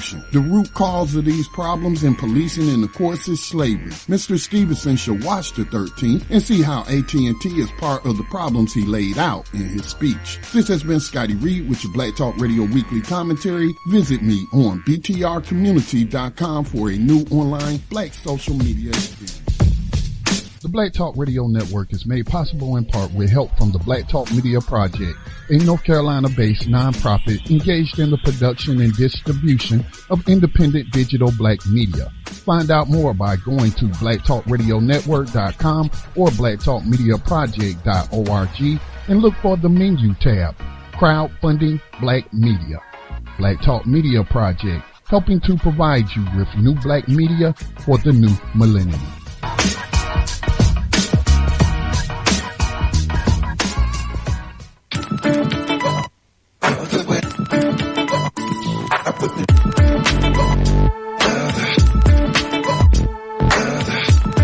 You are tuned in to Black Talk Radio, new black media for the new millennium.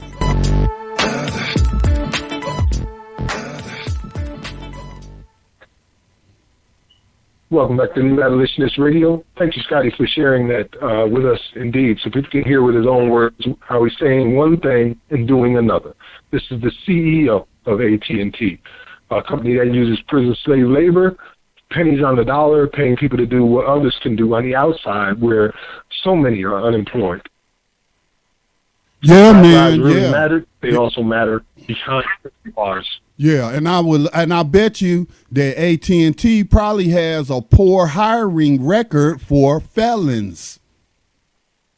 So So what I'm saying is, oh, you can work for AT&T if you behind bars, but if you out on the streets, you may or may not be able to get a job. Yeah, I'm willing to just put that out there and just have it a thing where if he can prove otherwise, or if AT&T want to prove otherwise, they can try to rebut and shut me up. I've been saying it for a couple of years. AT&T hires more black men in prison to work in their call centers and to take on those jobs at slave wages, slave labor for slave wages, than they do with the outside world. So until they can show some kind of proof, maybe I don't have the right numbers, maybe I don't see all the information, but from what I've been able to find out, that's the truth. They hiring more people of color, more Black Lives Matter, as he want to bring up in his meeting and take on that credit and convince a bunch of Negroes to run out and switch over their contracts and switch over their business to AT&T because, oh, he mentioned us. He must love us. And this is what they're doing. You can't go get a job with him, but you can go switch your service over to him because of something he said and you got a soundbite. You should know the truth, that he's hiring more people out of your community behind bars than he would let come in and do an interview and give them an honest chance to get a job.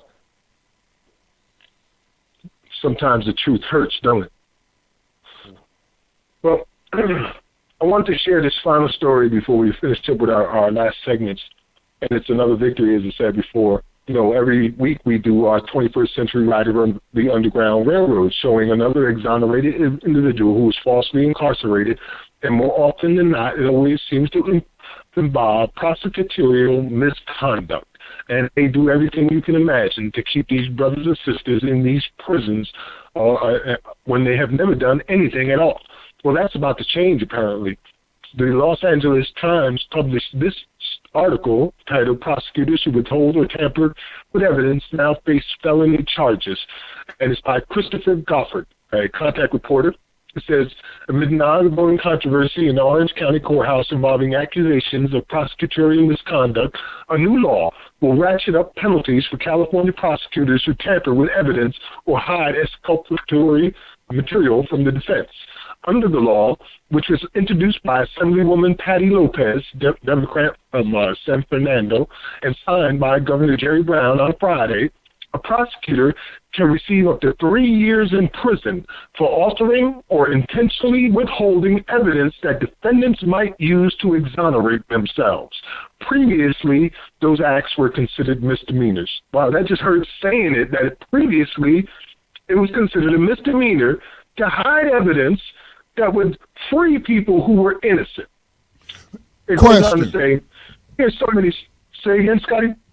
Question, who's going to prosecute the prosecutor? Because I certainly have not heard of Kamala Harris, the California Attorney General, bringing charges, misdemeanor or otherwise, against any prosecutor for wrongdoing. In the history of the United States, only one prosecutor has ever faced charges for prosecutorial misconduct. So hopefully this new law that has just come into play will change that. I guess we're going to see. It's because they're doing it, so it's only a matter of application now. And she says, I hear so many stories about innocent people across California and across the country who have been wrongfully convicted, Lopez said. I just hope that when people think the rules don't apply to them, they will think twice before they abuse their power. Lopez said the legislation was not specifically inspired by events in Orange County. However, the controversy surrounding the office of longtime district attorney Tony Rackacross spurred the bill's advocates and informed the debate on the Senate floor. In March 2015, Orange County Superior Court Judge Thomas Goethals removed Rackacross' office from one of the most high-profile cases, the prosecution of mass murderer Scott DeCry. The judge said prosecutors repeatedly had violated DeCry's rights by failing to turn over evidence, though he did not find they had engaged in willful misconduct. The California Attorney General's office, which has inherited the case, is appealing Goethals' ruling. DeCry's attorney, Assistant Public Defender Scott Sanders, has argued that Orange County jailers have flouted inmates' rights for years within an illegal jailhouse informant program and that prosecutors consistently have tried to conceal it. The scandal, which drew nationwide attention, has resulted in the collapse of cases against numerous criminal defendants. You can read the rest of that story either at New Abolitionist Radio or at community.blacktalkradionetwork.com. I consider that a victory, man. There's a law in place now to prosecute prosecutors. And as you said, who's going to prosecute the prosecutors? I guess that is yet to be determined. Yeah, it's definitely a good development in terms of the law. But like I was talking about earlier today, like, for example, you got the slave catchers in Florida who are going on strike in Broward County. That's where the Miami Dolphins play, and saying, oh, until they stop this madness and start paying respect to the slavers' anthem, we're not going to provide them an escort, and we're going to let the angry mob of racist suspects get to them and whatnot. Well, in the Constitution of Florida, it says public servants can't go on strike. But they're saying they're going on strike and nobody's doing anything about it. So I always want to see these sort of things be turned into law to where we could hold people accountable. That's only half the battle, because then it comes to the question of, well, who's going to be the one that prosecute them? Just like you got the Department of Justice bringing RICO charges against young black men in New York City, charging them with RICO charges, man, and what have you. But I've yet to see them make a case against any of these slave catcher departments who are working with city officials to raise revenue by just targeting people and giving them unneeded tickets. And then when they can't pay, shuffling them around in the jails. It's a business, man. It's a system. It's a system. That's why I try to tell people and encourage people. We don't have time to be beefing with individuals. I'm not saying what I'm saying about this system or going off on white supremacy like I just got a problem with white people. I don't really care too much about no individuals I meet from day to day. The systems are what we're here to impact.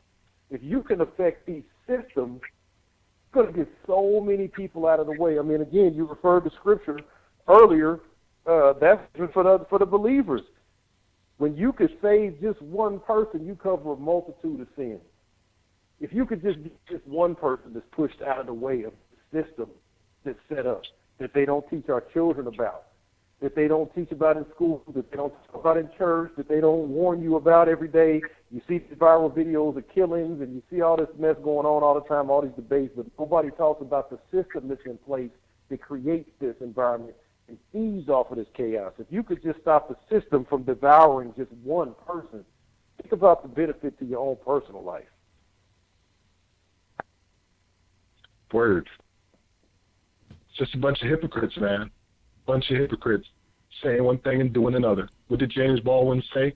I can't believe what you do because I can't believe what you say because I see what you do. See what you we do. see what you do.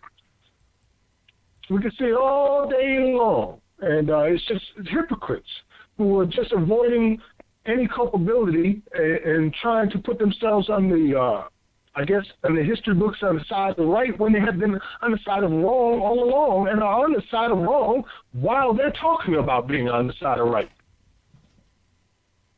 That was one of the biggest issues for Frederick Douglass as he was coming up. And the poem that I was going to share today says a lot about that.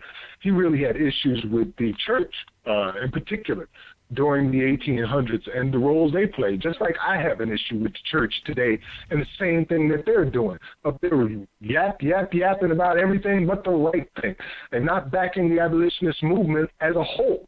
I mean, I just met a brother out in Missouri who was he broke bread with us. He was a bishop of a church representing 30 different states, and they were all coming together the 13th, the 13th and 14th. He's like, yeah, Max, I'm with you 100%. I want you to come out here and speak to our congregation because they need to hear this. And I'm going to call you as soon as you get back to South Carolina. We're going to make this happen. I ain't received a phone call yet. No, nothing. Just yapping, but really ain't about nothing. And I told you, the town hall meeting that we did here, the pastor did call for that. I thought we had a breakthrough with that. Here's a man of faith that wants to know how to help the community. We have a good town hall meeting. He had me on the panel with 2 law enforcement officers and a fire And we discussed community relations between the black population of the city and law enforcement. We talked about numbers. We talked about all this information, gave people good information on what they could do from a political standpoint to help themselves. This same pastor, his god brother is the brother Crusher down in Tulsa that got shot. And everybody saw the video of it. That's his family. So he again puts out the call to arms and talks about, how we got to make these changes. Reach out to them again and tell them, hey, we could get the town hall thing going again. We can keep coming and help get this information to people, help show them how to do. This is the election season. Let's get the people educated.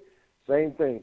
And I've already been in front of this man at a town hall meeting. I ain't heard nothing in the weeks, in months since. So, I mean, I don't know what it takes for people. I don't know. You would think your own brother getting shot down and relating that directly back to the information we already discussed would be enough to move you. But I don't know.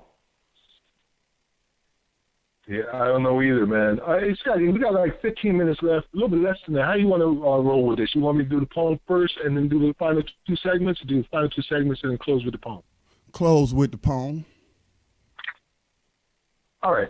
So then we'll go on to our next segment, one of our final two here, which will be our 21st Century Rider of the Underground Railroad. And this is our most recent here. It is by the name of Jerome Morgan.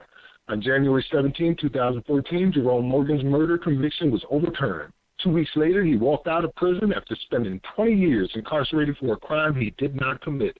However, he remained accused of that crime and lived in a state of pretrial limbo with restrictions on his freedom until May 27, 2016, when the state finally dismissed the charges and he was fully exonerated. In 1993, Jerome was wrongly arrested at age 17 and prosecuted for the murder of Clarence Landry III at a Sweet 16 party. I think we might have did this one before already, but nonetheless, let's go with it again. A fight broke out between two groups of boys at the party. Shots were fired, and 3 teens were hit to survive. But 16-year-old Clarence Landry died on the scene. By all accounts, the gunman fled the ballroom immediately after the shooting and was chased down the street through an alley where he jumped over a fence. When the police arrived, they sealed the room, and the detective took down the names of everyone in the room, including Jerome, whose name was listed by the detectives in their report. Jerome was prosecuted based on the identification testimony of 2 teenage witnesses, one of whom had previously told police it was definitely not Jerome. Post-conviction investigation by Innocence Project New Orleans revealed that the prosecutors had in their file a complaint history that proved that it took police a mere 6 minutes to arrive after the shooting, not 30 to 45 minutes as the jury heard. This made the already questionable theory that a gunman, after successfully fleeing from the crime scene, returned to a room of over 80 witnesses. Even less likely, there simply was not enough time for the gunman to flee, run down the street to an alley, jump over a fence, hide the murder weapon, and return to the scene of the crime unnoticed before the police arrived and sealed the room. The teenage witnesses also admitted in 2013 that the detectives had told them to name Jerome Morgan, one of several people about whom rumors were circulated among high school students in the months after the shooting. Based on both the discovery and the complaint's history and the recantation of the 2 teenage witnesses, Jerome was freed on bond February 4th, 2014, and granted a new trial. For 2 years after his conviction was overturned, IPNL fought to clear Jerome's name, while the district first fought the ruling overturning his conviction, and when unsuccessful, fought to re-prosecute Jerome in spite of the clear evidence.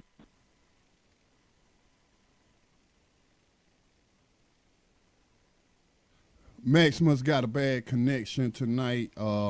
Looks like we lost Max, and I'm sure he will. Hopefully he noticed, man. Johanna, you still there, bro? Yeah, I'm still here with you. He might still be reading. He might not even know he got cut off. Yeah. That technology, man. I think he in the woods, man, but I don't know. Well, they got I think Max was saying they might be evacuated or might be near about getting evacuated because the hurricane is. Oh, he's back. He's back. Here he is. Okay, Max, we got you back, man. I'm back. Yeah, it's a hurricane coming this way, so for me to lose connection is unusual, I would think. But we have done this 21st Century Rider before. Apologies, sometimes I get in too much of a rush. Nonetheless, there is this story, and once again, welcome to freedom, Brother Jerome. Welcome to freedom. Salute. All right. Salute. Our next segment, as we do every week, is remembering our ancestors and studying them, so we know how to avoid the mistakes they made and how to exploit the successes that they had, and to give them remembrance. As a matter of fact, this is one of the programs one of the only programs in the country that probably remembers those who fought, bled, and died to give the freedoms that we do have today. So this is our Abolitionist in Profile provided by Scotty Reed. Okay, today, before I start, and today's reading will be live. I did not have an opportunity to pre-record it, so I'm going to do it live tonight. But I just want to say this, because I don't have time to do everything. I try to do as much as humanely possible. But if you are a member of, let's say, what is that, Wikipedia? Now, I know a lot of people don't have a high opinion of Wikipedia, but it is a good source of information because you are supposed to have the links to your sources, and then those links go to the outside. So it's supposed to have the documentation that what they're putting has been sourced. Now, but that's not the issue that I have with it. My issue is the language. And so sometimes when I get this information, I have to rewrite it. Because I other than using the term prison slaves and what have you, if I'm using it in a strategic manner, otherwise I don't refer to people as slaves. They are victims of slavery. They were enslaved persons. And I noticed in Paul Jennings' entry in Wikipedia, they kept calling him a slave and what have you. So I would like to say to those people who join these type of communities, I even have a Wikipedia membership, but you have to log in and start changing the language. Now, I have done that in the past with Wikipedia, and then they would change it back. You know what I'm saying? So it's just always a constant battle, man, to change the narrative. But I just refuse to refer to victims as slaves. You know, that's just it's dehumanizing. You know, Mr. Paul Jennings, who we're going to focus on as our abolitionist in profile, he was not a slave. He was a victim of slavery. So our abolitionist in profile will be Mr. Paul Jennings. Let me cue up my music.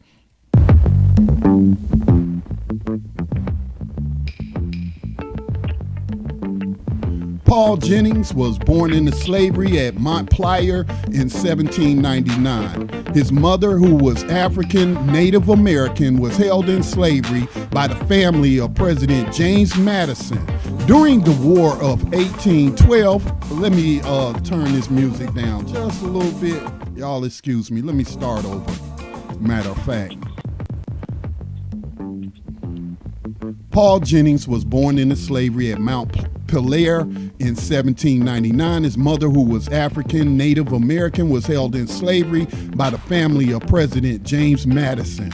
During the War of 1812 between the Americans and British, Jennings did not make an attempt for his freedom by joining the British Army, which was offering freedom to persons enslaved by Americans. During the war, the White House was set on fire by those fighting with the British. But again, instead of making a break for freedom, Jennings instead risked his life to save a portrait known as the Lansdowne Portrait, which is a painting of America's first slaver-in-chief, George Rottenmouth Washington. Perhaps the 15-year-old Jennings thought the slaver president, James Madison, would free him for saving the portrait, but he was wrong, and he will be sold several more times before finally being sold to Senator Daniel Webster, who freed him. Jennings, after obtaining freedom, became part of the large free black community of Washington, D.C., which outnumbered enslaved persons by 3-1 at the time. In 1848, Jennings helped plan a mass escape of 77 slaves from Washington, D.C. on the schooner Pearl. It was the largest slavery escape attempt in U.S. history. In an effort funded by white abolitionists William Chaplin and Garrett Smith, the free black community of Washington enlarged the escape attempt, gathering victims of slavery willing to risk the 225-mile sailing journey to freedom in the North. The victims of slavery were captured and returned to Washington, D.C. after having been delayed by poor winds. Their enslavers quickly sold them to traders, and most were sold again in the Deep South. Jennings would later return to Virginia in the 1850s as a free man and was able to reunite with family he had been forced to leave years before. His 3 enslaved sons would escape and join the Union Army during the American Civil War. In 1865, Jennings would publish what is considered the first White House memoir, which was about his time as a captive victim of President James Madison. Jennings would buy a lot of land and build a home in Washington, D.C., where he again reunited with his children. His son John lived with him. His daughter Mary lived next door with her 2 children. His sons Franklin and William also lived in the area. Paul Jennings died at the age of 75 in 1874, leaving his family the house and property. New Abolitionist Radio salutes Paul Jennings and his sons. Salute. Salute. Yeah, you might have been right. He might have been looking for the meritorious manumission. He thought he was gonna turn it. He was gonna turn him in. And he was gonna get free. They showed him though, but he still made it. Yeah, he made it, but I was like, he was only 15 years old at the time, so, but he saved, while the White House was burning, they should have let it burn to the ground, but he saved the picture of old Rotten Mouth Washington, and I guess he thought he was going to get free. Oh, he saved the national treasure. Oh, we must reward him with freedom. No such thing. Well, we're coming up to like right. Is there anything you guys want to end with before I go into this poem? Peace to the abolitionists.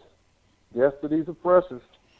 And I would just like to say thank you. Just like the listener called in and thanked us for the programming on Black Talk Radio Network and for the information we put out through the various programs like New Abolitionist Radio. I have to say, we do our part. Using our skills and our talents, but we could not do this without the help of those who help fund the Black Talk Media Project. So this is a family affair. So thank you to everybody out there. And like Yohanan says, peace to the abolitionists, death to the oppressors. Word. I would like to say that if you have never listened to the audiobook or read The Life of an American Slave by Frederick Douglass, then you should consider it mandatory reading for abolitionists. This is something I found in the appendix called A Parody by Frederick Douglass. Come saints and sinners, hear me tell how pious priests whip Jack and Nell, and women buy and children sell, and preach all sinners down to hell, and sing of heavenly union. They'll bleat and baa and donal like goats, scourge down black sheep and strain at moats, array their backs in fine black coats, then seize their Negroes by the throats and choke for heavenly union. They'll church you if you sip a dram, and damn you if you steal a lamb, yet rob old Tony, Doll, and Sam of human rights and bread and ham, kidnappers heavenly union. They'll loudly talk of Christ's reward and bind his image with a cord and scold and swing the lash aboard and sell their brother in the Lord to handcuff heavenly union. They'll read and sing a sacred song and make a prayer both loud and long and teach the right and do the wrong, hailing the brother-sister throng with words of heavenly union. We wonder how such saints can sing of praise the Lord upon the wing, who roar and scold and whip and sting, and to their slaves and mammon cling in guilty conscious union. They'll raise tobacco, corn and rye, and drive and thieve and cheat and lie, and lay up treasures in the sky by making switch and cowskin fly in hopes of heavenly union. They'll crack old Tony on the skull, and preach and roar like bashing bull, a braying ass of mischief full, then seize old Jacob by the wool and pull for heavenly union, a roaring, ranting, sleek man thief, who lived on mutton, veal, and beef, yet never would afford relief to needy, sable sons of grief, was big with heavenly union. Love not the world, the preacher said, and winked his eye and shook his head. He seized on Tom and Dick and Ned, cut short their meat and clothes and bread, yet still loved heavenly union. Another preacher, whining, spoke of one whose hearts for sinners broke. He tied old Nanny to an oak and drew the blood at every stroke and prayed for heavenly union. Two others opened their iron jaws and waved their children's stealing paws. There sat their children in gewgaws. By stinting Negroes' backs and maws, they kept up heavenly union. All good from Jack another takes and entertains their flirts and rakes who dress as sleek as glossy snakes and cram their mouths with sweetened cakes. And this goes down for union. Remember, abolition is a reason for a revolution, so we can finally know some peace. Peace. Rise up, rise up, rise up, rise up, rise up, rise up, rise up, rise up, rise up, rise up. Showtime. Just lift your eyes up. Let your wise rise up, see the signs of the times. If it's time, rise up, rise up. When death and hell dwell among all God's people, when those we chose and trusted have become completely corrupted and inherently evil, when the feast that feeds you starves our father's children, when snuff, porn, and pedo forms begin to get top billing, rise up. When famine claims millions, when justice gives blind